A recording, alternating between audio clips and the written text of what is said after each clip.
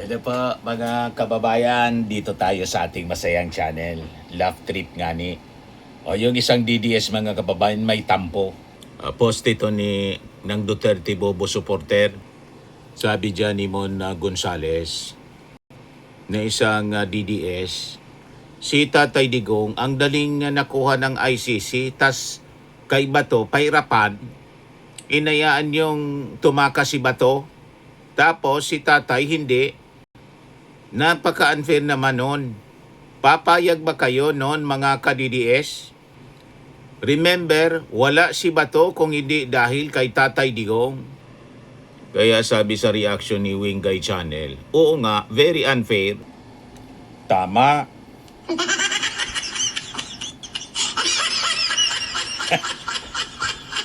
Kaya mga DDS, pag nakita ninyo si Bato, isumbong kagad ninyo kay Matibag.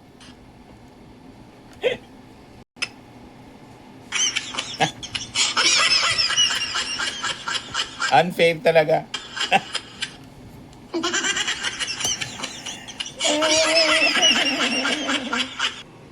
Ito pa yung isang DDS mga kababayan. Si Alan Peter Cayetano. Sabi ni Alan Peter Cayetano, dalawa ang Senado natin ngayon. You have the Senate of the Philippines and you have the Senate of Malacanang. Sabi ni Raffy Tulfo, kaninong side po si Alan? Siya po ang Senate of the DDS of the Philippines.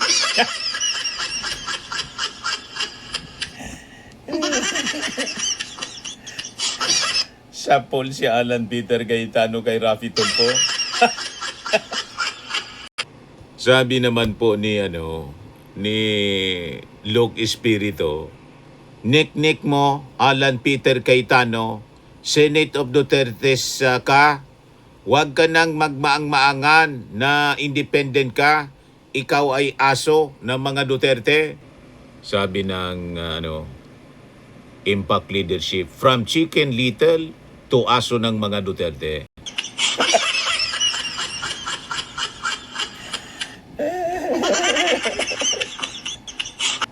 Basag na basag si Alan Peter Cayetano. Hindi lang Kapitan Tuko siya ngayon, kundi Kapitan Aso. Super dog ng mga Duterte. Dalawa na mga kababayan yung kanyang titulo, Kapitan Tuko. Tapos ngayon, Super Bulldog.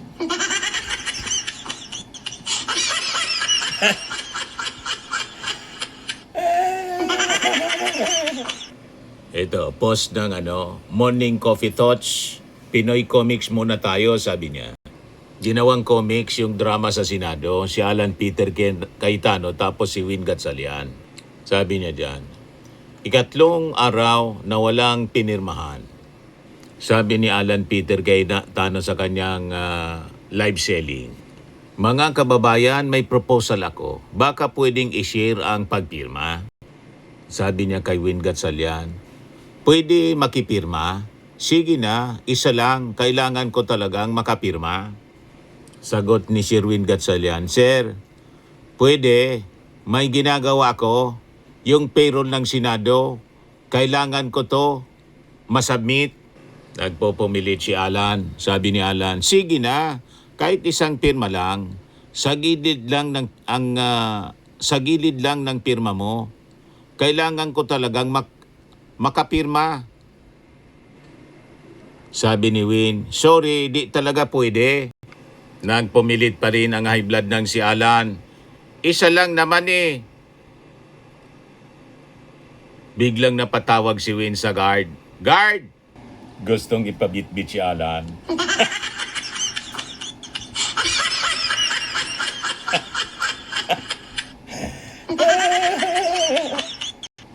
Gusto talagang isingit yung kanyang pirma. Oy, Alan, nakubra na yung sweldo ng mga empleyado ng Senado. Inonor na yung pirma ni Win Gatchalian ng bangko.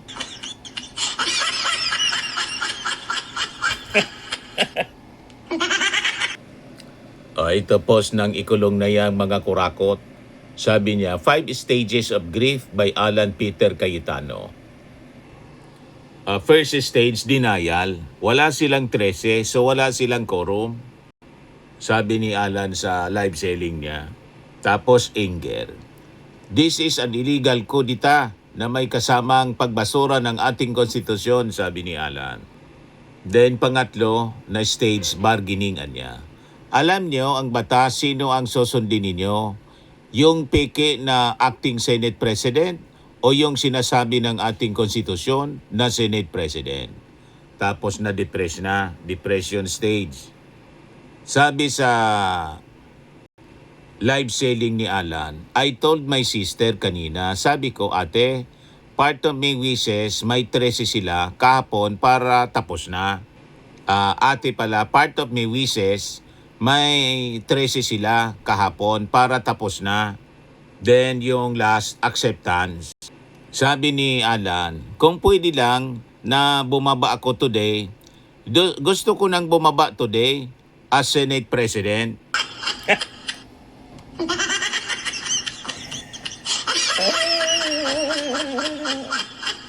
Pero hindi siya bumababa kasi ginawa siyang superhero ng mga DDS. Siya na ngayon si Kapitan Tuko.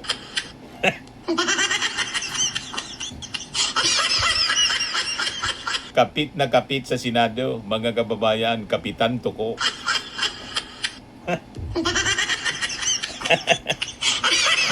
Di ba? Sabi ni dating Secretary Ronald Llamas, kung may co-pilot niya sa eroplano at co-host sa talk show, ngayon ay may co-president na rin pala sa Senado. Si Alan Cayetano gustong makihati sa pirma.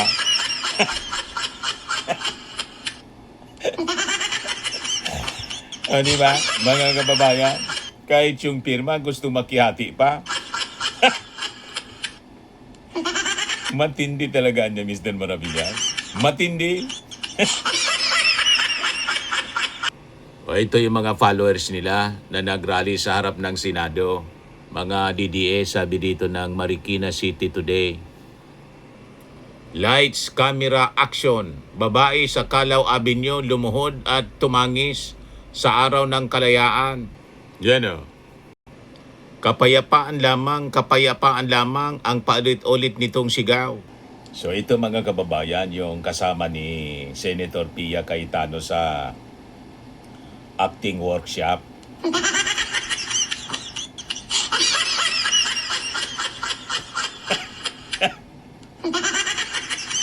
Nandun mga kababayan, nandun sa Senado kahapon sa Independence Day, celebration, nagrarally yung mga kasama sa acting workshop ni Pia Cayetano.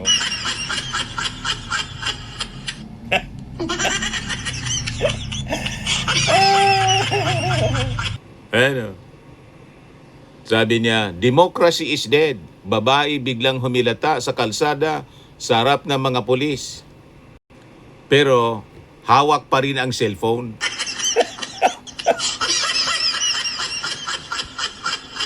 Ito yung mga produkto mga kababayan ng Cayetano Production Acting Workshop.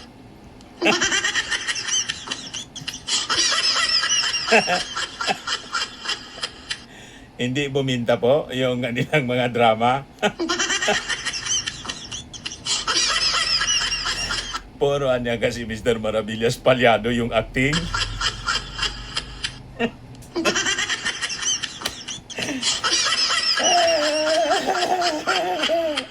Ito yung kanilang mga actors. Yung isa umiiyak at nanalangin. Yung isa na pumasok sa taol, humiga sa kabaong. Kasi sabi niya, patay na yung demokrasya. Yung isa naghilata, mga kababayan, hawak pa rin yung cellphone. Tapos yung isang retired colonel lumuhod. Kaya sabi ni Jose Castro dito, gawain ba ng matinong tao yung ganyan? Malala na ito. Ayan pumasok sa kabaong po. Kasi democracy is dead daw.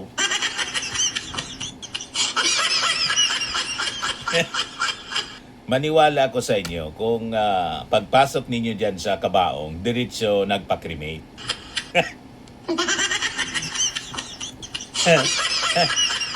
O, di ba? Dapat ganon para ba katotohanan. Pagpasok dapat sa kabaong, diretso na kayo nagpa-cremate.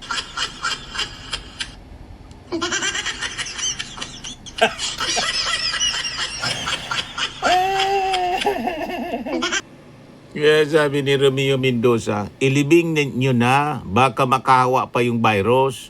Ingat po kayo mga uto-uto at bobo. Baka kayo sapian yan. Ilibing nyo ng buhay para maniwala kami. Kung hindi, cremation. Kahit half cook. Ano ba? Half cook lang. Okay na yun sa amin.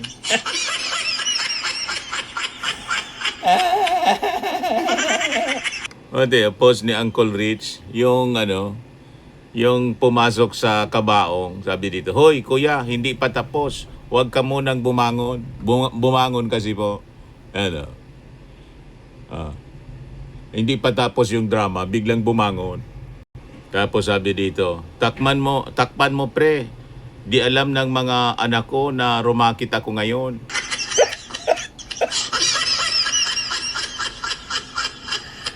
Naghanap buhay lang mga kababayan pala.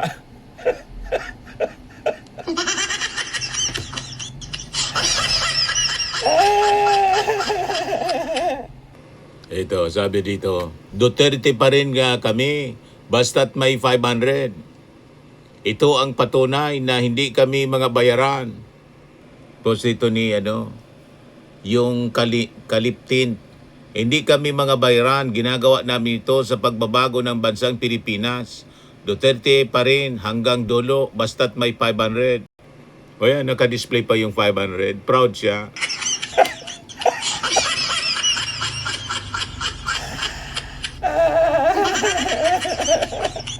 O, diba?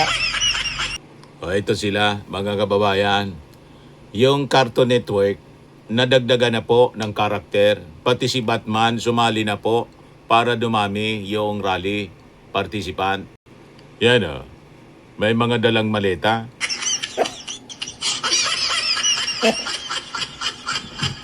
Tinawagan na po, pati yung superhero, si Batman, para makadagdag sa attendance.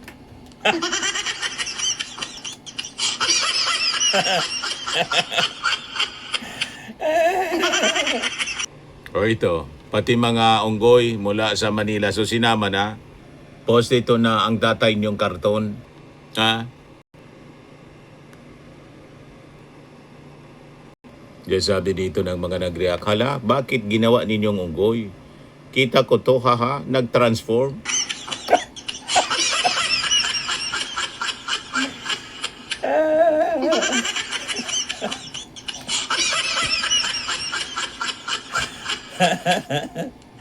Dinagdagan ng mga unggoy.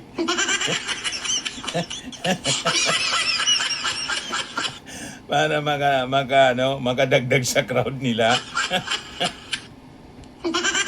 Ineditan niya Mr. Maravillas. Mahilig sila sa AI Pinipigay. Para lang dumami, patian niya mga unggoy. Gusto na magprotesta laban kay Bangang.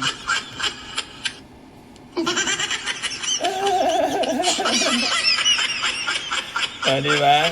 Sinama si Batman, pati si, yung mga unggoy.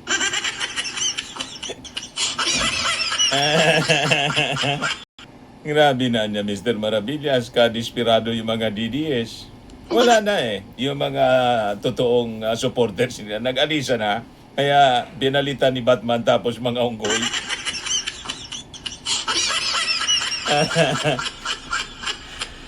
Si Bato, karton. Si Sarah, karton. Kasi hindi man pumupunta doon si Sarah. Si Bato nagtatago, si Digong nasa dahig. Kaya puro na lang karton, mga kababayan. Pati si Alan Peter Cayetano, ginawa na rin ng karton.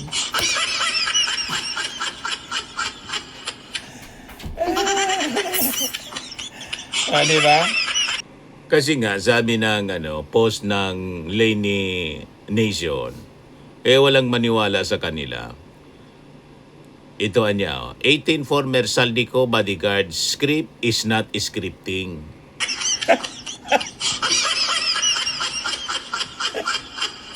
Yung script is not scripting.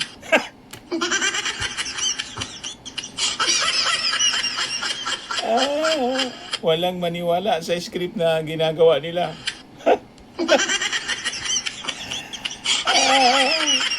Puro kasi sablay mga kababayan yung kanilang acting.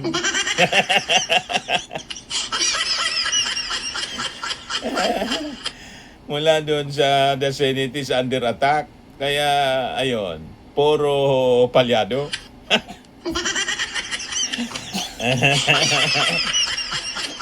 O, di ba? Ito ang isang DDS, sabi niya, yung mga tao na ayaw magpa-drug test, bangag yan. Sabi ni Nanay Tama, Duterte diehard defender, paid supporter, May 15, 2026.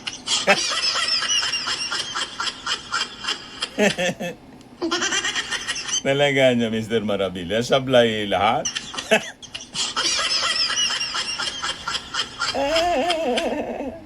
Sablay kasi yung kanilang leader mismo, si Sara. Ito, ang malinaw na sablay, sabi ni Sara. Gusto kong makita ng taong bayan hanggang sa dulo kung gaano kawalang hiya si BBM. Kaya wala daw siyang efforts patalsikin yung ating Pangulo. Sabi ni Yossi Castro, ang vice presidente, kapag walang script na binabasa, walang modo, lumalabas ang totoong anyo.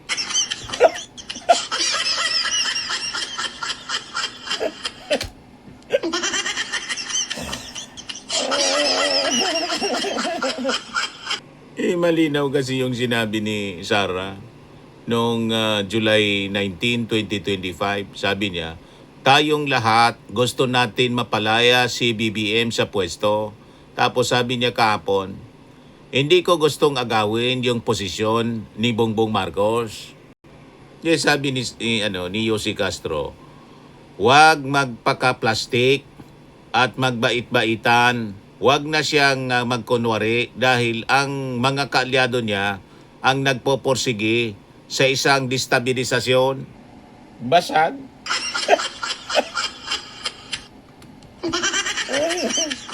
Huwag na niya magkunwari. Kaya kumambyo siya kasi hindi man po pinapaniwalaan yung kanilang panawagang patalsikin yung ating Pangulo.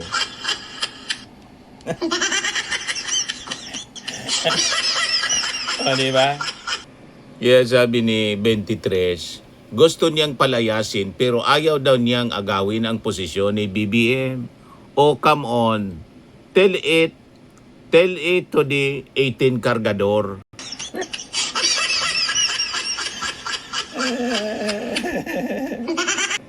Ito post ni Jeanette Paruli. Sabi niya, kung buhay pa si Gato si Rizal, lagot ka na. Sabi daw kasi ni Sara kahapon, kung bakit Tagalog lagi ang mensahe ko, dahil ang sabi nga ni Andres Bonifacio, ang hindi magmahal, marunong magmahal sa sariling wika, ay higit pa sa hayop at malansang isda. Mali yung attribution.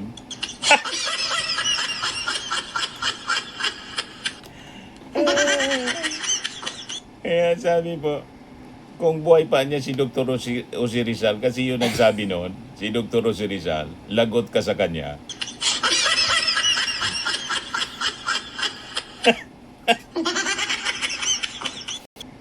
Pati niya Mr. Marabilla sa history, bagsak si Sara.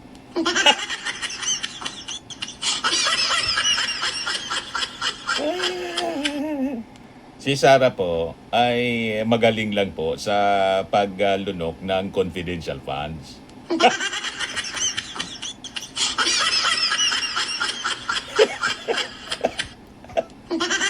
Perfect niya yun.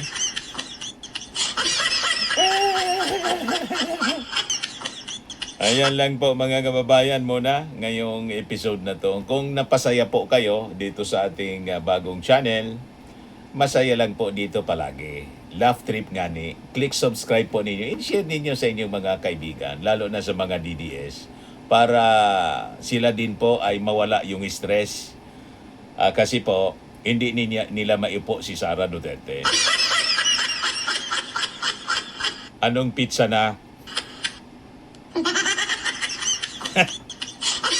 Hindi umobra yung kanilang attempt sa Independence Day na iupo si Sara. Kaya ito na lang po ang panlibang ko sa kanila para hindi sila magbigti.